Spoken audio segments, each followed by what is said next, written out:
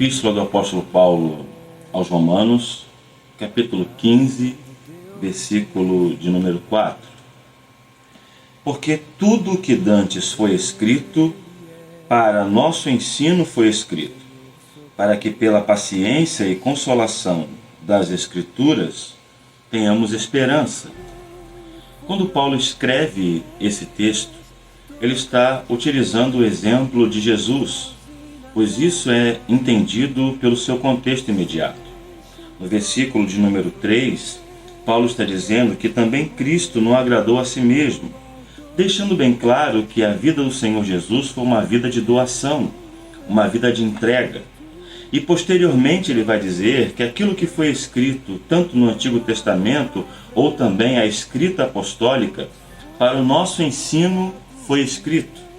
Muito superior à tradição oral, muito superior ao conceito que ao longo dos séculos os teólogos e pais da igreja desenvolveram, estão as Sagradas Escrituras. E aquilo que deve ser observado de maneira dedicada, levando em consideração a inspiração divina, é as Escrituras, são as Escrituras. Por isso que o grande grito da Reforma foi o sola Scriptura, somente a Escritura. E isso nos leva a pensarmos sobre até que ponto a Escritura é de fato a regra na vida pessoal e na igreja. O que temos visto muito no movimento evangélico e nos movimentos que surgem de maneira sectária são as intromissões humanas no culto a Deus, na doutrina, no pensamento teológico, na disciplina eclesiástica e assim vai. As pessoas são guiadas por muitos conceitos que não emergem da Bíblia Sagrada, da Escritura, principalmente nos conceitos neotestamentários. O que mais nós vemos são pessoas deixando de lado o que a Bíblia diz em nome da sua tradição.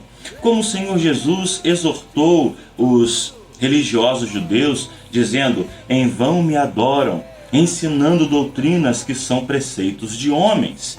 E essa é a grande questão. Aonde a Escritura tem lugar e primazia na vida pessoal e na igreja? Quando você vai e participa de uma comunidade de fé, e essa comunidade não segue doutrinas básicas das Escrituras, essa comunidade não é uma comunidade genuinamente cristã. Quando você para pensar e para analisar excessos de proibições, doutrinas disciplinatórias que não estão fundamentadas na Bíblia, deveriam ser rejeitadas, mas por muitas comunidades são abraçadas. Interpretações equivocadas do texto bíblico, como por exemplo, me recordo, numa ocasião em que um pastor disse para mim que o fato de ter um texto no Antigo Testamento dizendo que o homem não deveria usar roupa de mulher e a mulher roupa de homem, essa era a base pela qual as mulheres em sua igreja eram proibidas de usar calça comprida. Outro pastor, usando o texto lá de Levíticos, disse numa ocasião para mim que um cristão que fizesse tatuagem estava marcando o seu corpo e cometendo uma abominação, sendo que o texto claramente define que marcas eram estas, qual era o propósito dessas marcas e que nada tinham a ver com uma opção ou admiração artística. Existem pessoas que ensinam que ouvir música secular é pecado, mas no entanto não proíbem louvores em suas igrejas que são antropocêntricos. Você vai em muitos cultos em que as músicas começam com eu vou, eu sou, eu faço, ao invés de começarem com tu és, o Senhor faz e glória ao seu nome. No entanto, isso passa batido.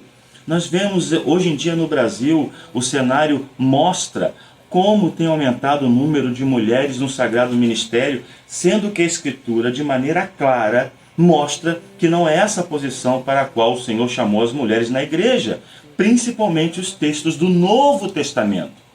No entanto, a igreja evangélica segue o seu caminho, o seu rumo, cobrando o que Deus não cobrou, proibindo o que Deus não proibiu, ensinando aquilo que Deus não ensinou, sem levar em consideração a Bíblia e sua interpretação histórico-gramatical.